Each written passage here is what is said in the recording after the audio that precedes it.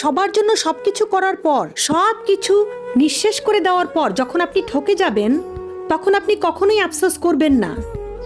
আপনি ঠকে গেছেন তার মানে এই না যে আপনি হেরে গেছেন, কারণ ঠকার জন্য নিজের মধ্যে অনেকগুলো গুণের প্রয়োজন হয়।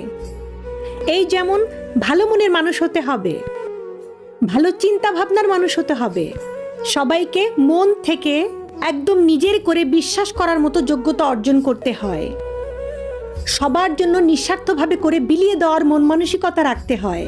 এই সকল গুণ থাকলেই একটা মানুষ ঠকে যায়।